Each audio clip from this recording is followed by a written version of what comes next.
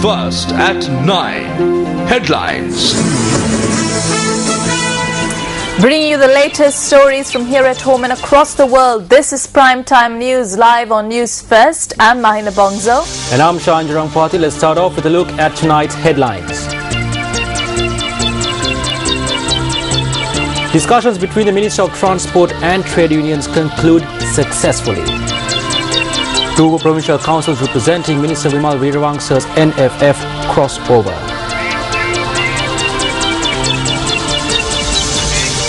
Shooting close to the Tangol courts.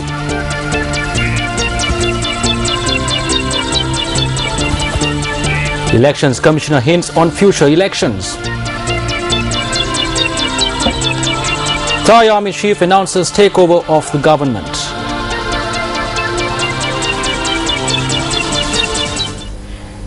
Moving on to the stories in detail now. Discussions between railway trade unions and the Minister of Transport concluded successfully today. Attention had been focused today on the shortcomings in the train services as well as emergency transfers within the department. Members of the Railway Services Joint Union and the United Front of Railway Trade Unions met with the Minister of Transport, Kumara Velgama, today and engaged in discussions. During the 3.5-hour meeting at the Ministry of Transport, attention was focused on the transfers of two high-ranking officials within the department.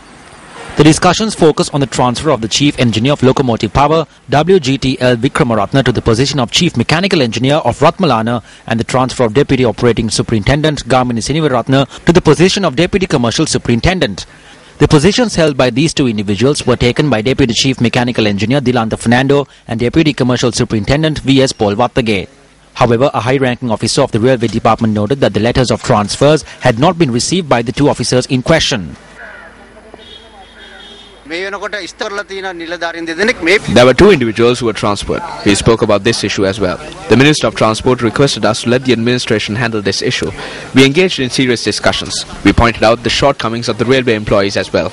We received a positive response from the Minister. Discussions were also held today between the Minister of Transport and the Locomotive Operating Engineers Union. There is an issue where organized attacks are taking place on the main roads. We officially informed the Minister in this regard, and through him, we hope to inform the Defence Secretary. The Minister ensured that an investigation will be held to look into this issue. We have focused our attention on two issues. We will appoint a group of officials to look into whether times allocated for train services are reasonable. We believe that through this, we will be able to reduce train delays. There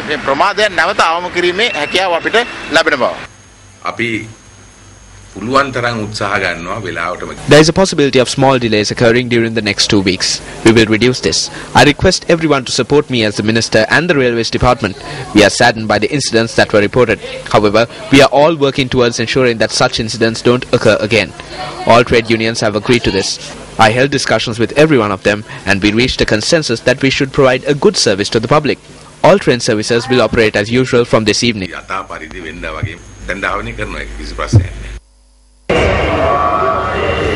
Meanwhile, the Colombo-Rambukkana, Vaga-Colombo and Alutgama-Colombo train services that were due to operate this morning were cancelled.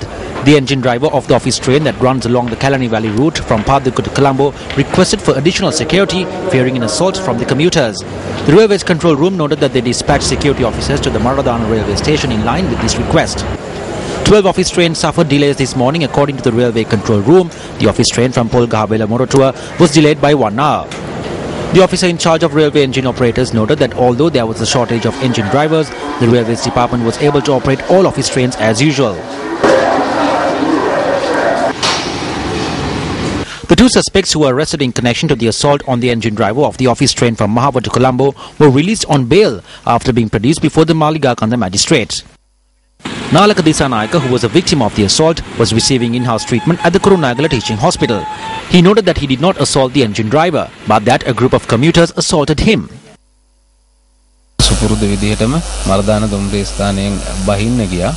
I got down from the Mardana railway station as usual. There was a group of individuals wearing engine drivers' uniforms and a group wearing civilian clothing.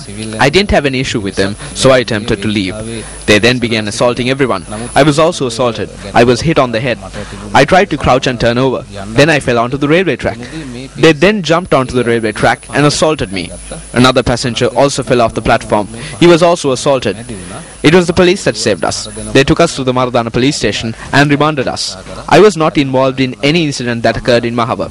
We were made suspects in the case and released on bail.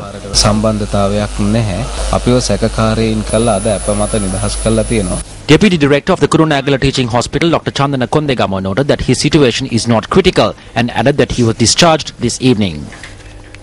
Also making headlines this evening, one person was injured in a shooting this afternoon in close proximity to the Tangol Court Complex. Crime Watch investigation has the details.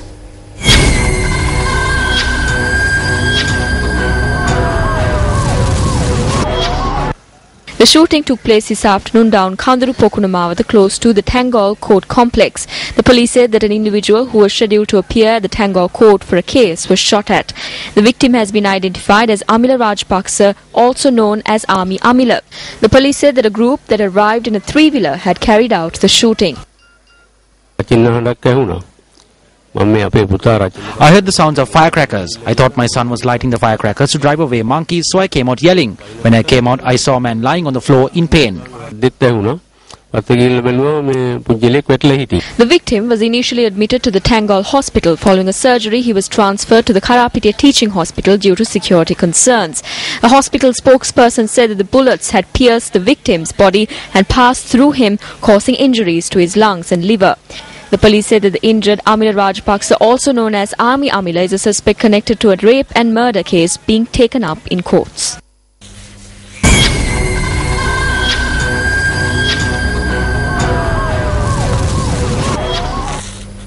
Elections Commissioner Mahinda Deshapriya, convening a media briefing today, commented on future elections. The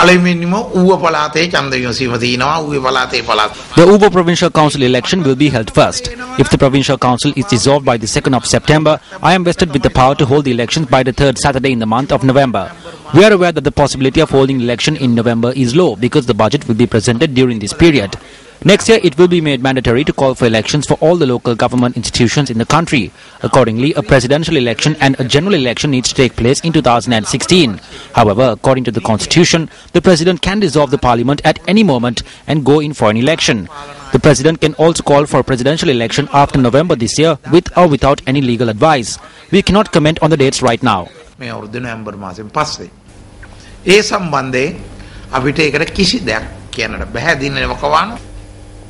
Two Ubo provincial councillors attached to the National Freedom Front, headed by Minister Vimal Veerawangsa, quit the party today. Councillor Mihimal Munasinghe and W.A. Udaya Kumar announced their decision today at the monthly meeting of the council. Chairperson of the Uva Provincial Council, Hema Ratnayaka, presided over the monthly session today. Councillor Udaya Kumar announced that he will resign from the National Freedom Front and join the Sri Lanka Freedom Party.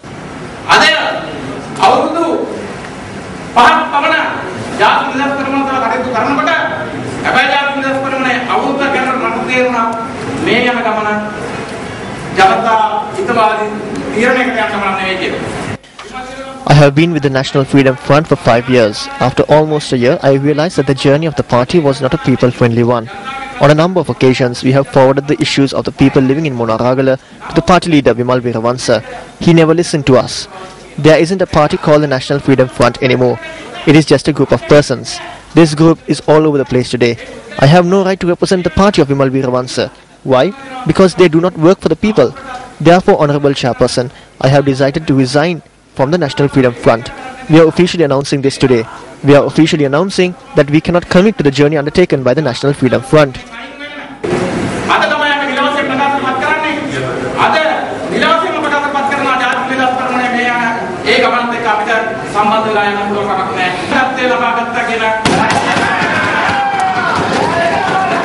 W.A. Udaya Kumar contested for the Uva Provincial Council from the Monaragala district in 2009 and came in 8th with 23,718 votes. Meanwhile, Councillor Mihimal Munasinghe announced that he will cross over to the United National Party, moving away from the National Freedom Front.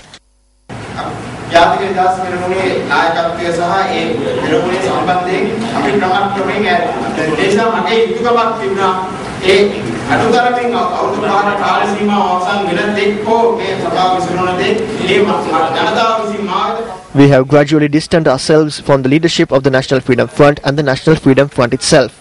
I had a responsibility to at least serve for 5 years or until the council was dissolved and work for the people. However, this is a challenging period. I had to make a decision for those who are with me. Therefore, today, I will move away from the National Freedom Front and the United People's Freedom Alliance and join the United National Party.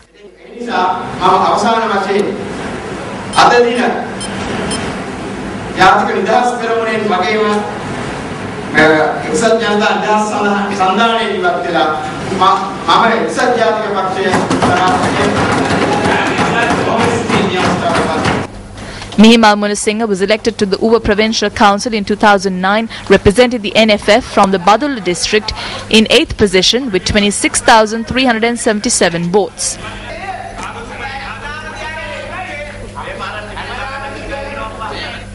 The Mayor of Kaduwela, G.H. Buddhadasa, convened a media briefing in Colombo today.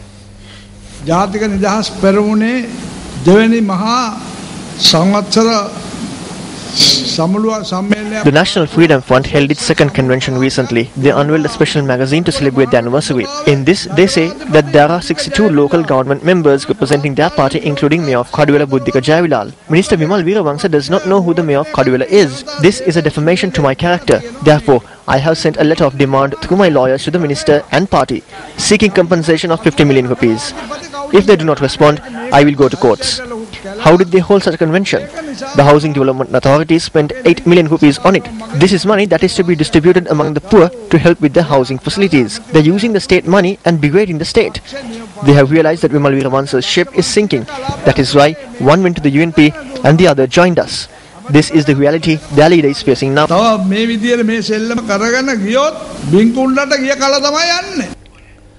Meanwhile, the National Freedom Front expressed the following views during a media briefing held today.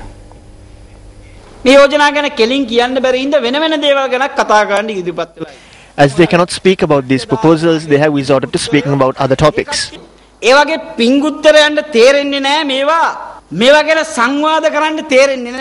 are searching for new topics because they are now unaware about these proposals. Therefore, we are requesting the President and Minister Basil Rajapaksa to control such persons.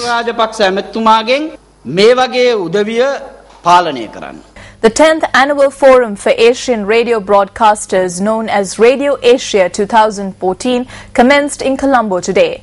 The conference is being organized by the Asia Pacific Broadcasting Union and is being hosted by MTV and NBC.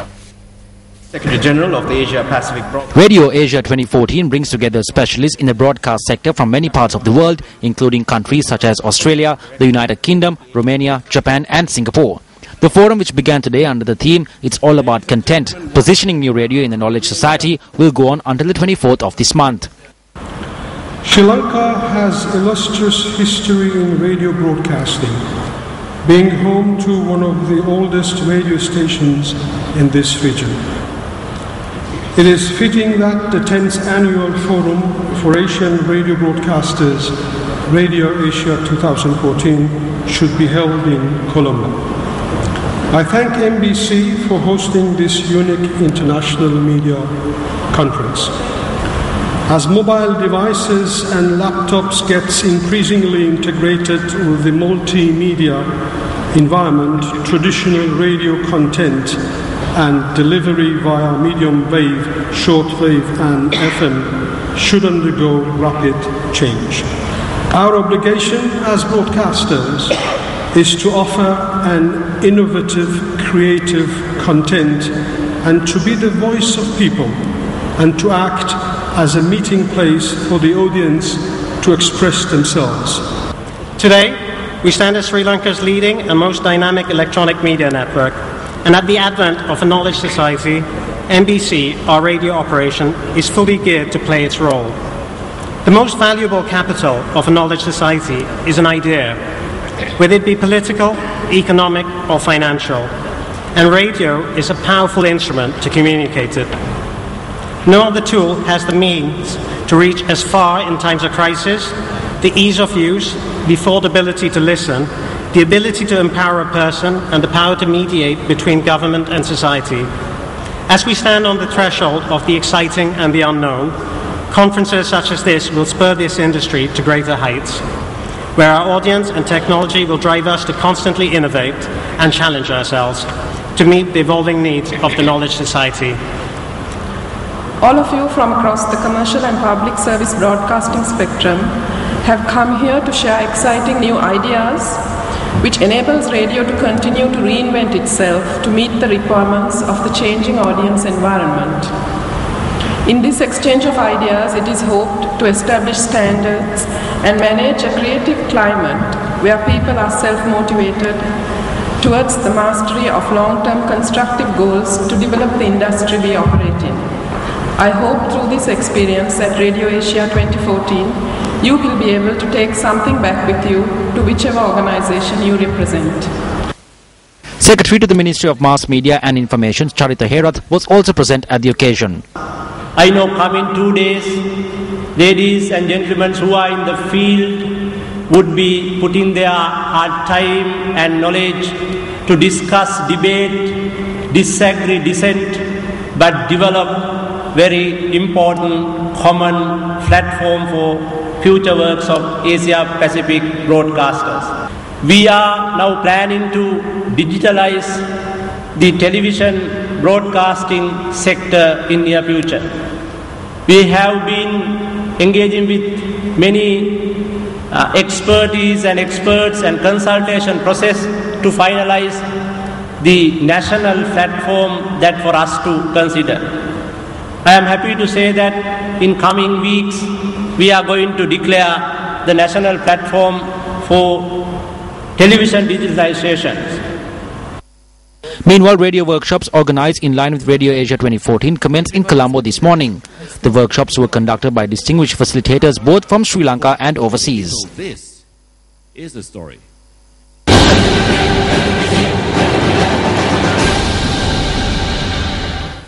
UNP MP Sajid Premadasa raised a question in Parliament today over the Samata Niwasak hit at a 7-hour program. However, Subject Minister Vimal Veerawangsa was not present in the chamber to respond. They are asking for a week, 2 weeks and then a month.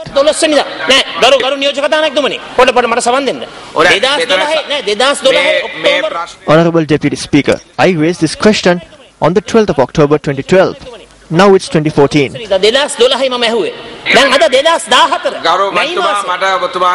I understand your issue. A long time has been taken to respond to this question. Therefore, please take steps to provide an answer.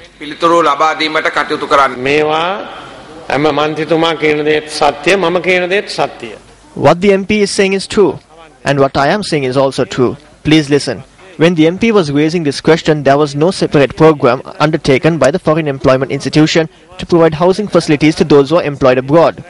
Subsequently, this program was initiated. If it was initiated, it is the respective ministry that needs to respond. There is confusion here. I request you to order the Secretary General to seek clarification from the Ministry Secretaries and respond to the question.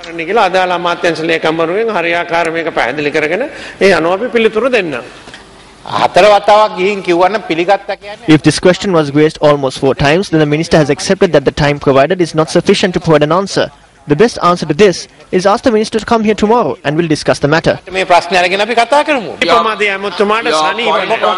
Secretary General to look into this matter. Just because there is a rift between the government and the Ministry of Housing, you cannot evade answering my question. Speaking at a meeting in Colombo today, Deputy Chairman of the All Island Samarthi Managers Association, Somasiri Liyanage, said that the Divinagama sets a negative precedent to the state service.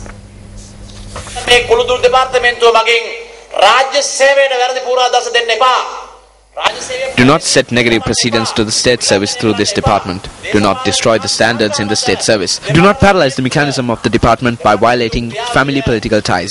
We request of you, Honourable Minister, and Your Excellency the President, to undertake the work that is still to be done in this department that was created by sending Shirani Bandaranaike home. Abolish this inefficiency and bring forth a proper administrative pattern to this department. The former Samurdhi Commissioner from the Hambantota district has not only been given the post of director, but he has been told to bring anyone he wishes because this is an amusing state service which has no recruitments. There are no procedures, no regulations, no examinations, nothing.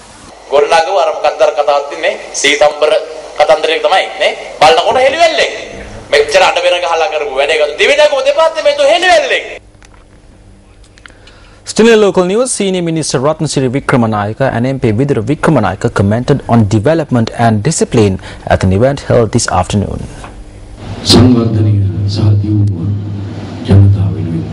Development should be for the public and not be restricted to a certain group. The people and history have the sole right to development, not a certain person or group or gang. The development taking place is similar to that. We need to break free from these bonds. We need to set ourselves free and move ahead with a clear vision. There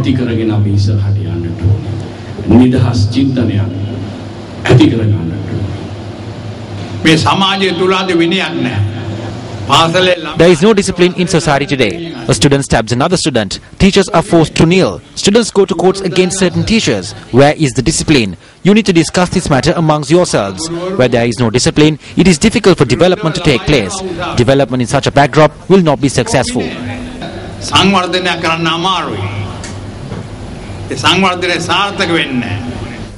A UMP working committee meeting was held in Colombo today. Party leader Ranil Wickremesinghe, who engaged in a tour to the United States of America, expressed the following views.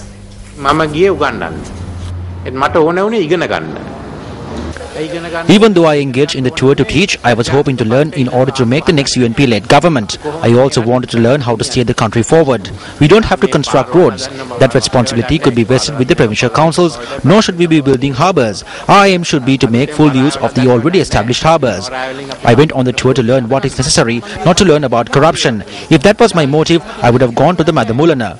We don't need a country with drugs or a country which has casinos. We don't need a country where there is corruption. We need a country that could pave a good future to our youngsters. Attorney at Law Maitri Gunaratne commented on certain MPs not being present for the vote on the no confidence motion against the government that was moved by the UNP in Parliament. The chairman of the Leadership Council is not present. Mangala Samaraveera, another member of the Leadership Council, not present. Now, are they serious about defeating this government? Take Mangala Samaraveera. Mangala Samaraveera was single-handedly instrumental in destroying the image of the UNP and the image of Ranil Wickremesinghe. He went to the extent of calling him Mr. Bean, Ranil Tabay. So now these are the people who are coming to the UNP again and who are claiming to win victory for the UNP. This party has no hope. The judges of the reality show Sirius Superstar have been granted the opportunity to have their say when selecting the winners of Superstar in the final round of the competition. Thereby, 40% of the decision will be based on the judges' verdict. This decision was taken to address the concerns of viewers about the possibility of irregularities taking place. Round 6 of Sirius Superstar is currently underway. Thereby, 4 contestants have been selected for the finals. In addition to these contestants, 3 contestants who were chosen through the wildcard round are also expected to contest during the finals. However, this move to bring back some contestants through a wildcard round came under much criticism by the 4 contestants who were selected for the finals and their supporters. A heated argument also arose during the telecast of the contest in the past few days. Gaan Arosha, Harsha Chaturanga, Nuan Bulat Sinhala and Mudita Jayakodi were selected via SMS votes to the final round of the competition, while Chamara Prasad, Tehani Amari and Kanishka Shalinda were brought back to the competition through the wildcard round. The production crew of Sirius Superstar, which condemned the intervention of external forces, stated that they will not deviate from their decision. The Sirius Superstar production crew, which is dedicated to ensure that the competitors are judged in a fair manner in order to claim victory of the 10 million prize, have made many revisions to the system of selecting contestants. Thereby, only 10 SMS votes will be allowed via each telephone number in the future. 40% of the final outcome will be based on the judges' verdict. The production crew of Sirius Superstar have assured to craft crown the true winner of the contest and grant what is due by eradicating all external influences and challenges that come their way. Meanwhile, another phase of the Newsfirst workshop aimed at improving the media literacy of students was held today at the Vavuda Royal Central College in Kurunegala.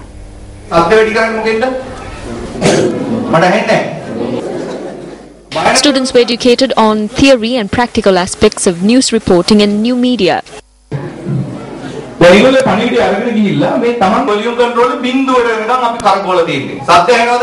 The workshop was aired live on the Newsfirst lunchtime news bulletin.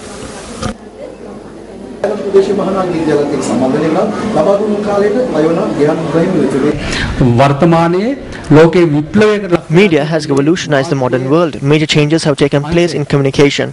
Therefore, we have been given the opportunity to access and exchange information with ease. In business news tonight, the Central Bank of Sri Lanka says that in a backdrop where inflation and interest rates are maintained at a lower rate, banks need to take measures to provide long-standing loans. Assistant Governor of the Central Bank, C.J.P. Siriwardana, made this comment to Newsfirst. On a number of occasions in December 2012, the Central Bank of Sri Lanka decided to lower its policy interest rate with the aim of maintaining an easy monetary policy. In addition, the statutory reserve requirement to be placed with the CBSL by commercial banks was also lowered from 8% to 6%. The Central Bank of Sri Lanka says that over the past 1 year, the normal loan interest rate, which was at 16.36%, was reduced to 14.44%. The Central Bank since December 2012, following a ease monetary policy, there we have reduced our policy interest rate, especially the standing deposit facility rate and the standing lending facility rate by about 120 basis point to 175 basis point. We reduced the statutory reserve requirement, SRR rate by 200 basis point from 8% to 6%. So that's the easy monetary policy adapted during the last 17 months period.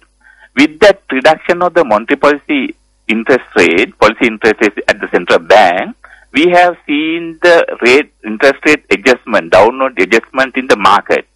But one thing what we have observed is that there is the similar corresponding reduction in the longer term lending rate in the banking system.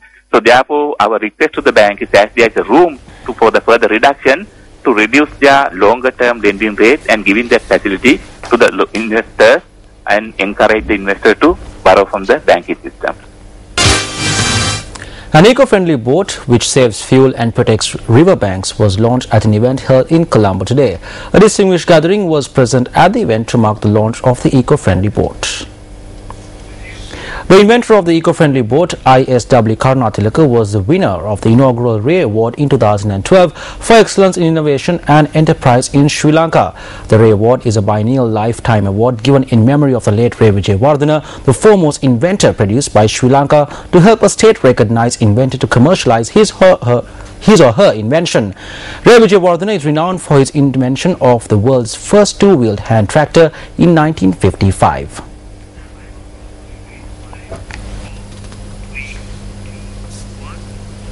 In sports, it's cricket news. The first one-day encounter between Sri Lanka and England has been temporarily halted due to rain. Early in the day, Sri Lanka won the toss and elected to field first at the Kennington Oval in London. Skipper Alistair Cook was the first to fall as he was caught behind off the bowling of Nuwan Kulasekara. Ian Bell hammered a half-century and was dismissed soon afterwards by Angela Matthews. England were 101 runs for the loss of 2 wickets in 20.1 overs before rain interrupted play.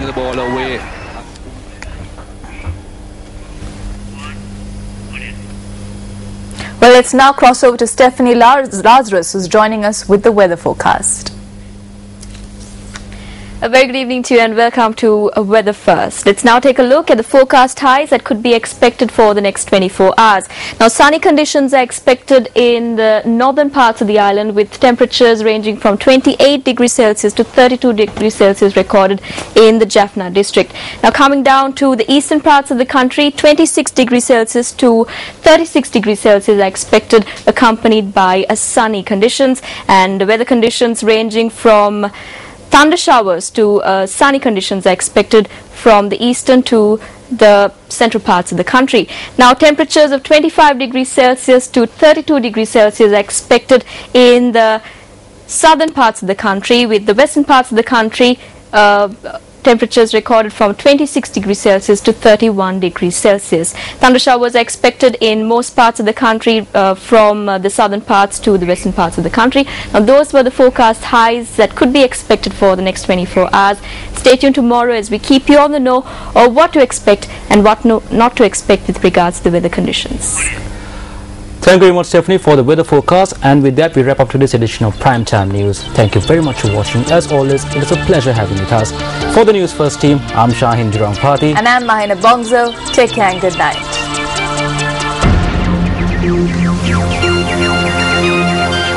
Hotline 0114 896 896. www.newsfirst.lk.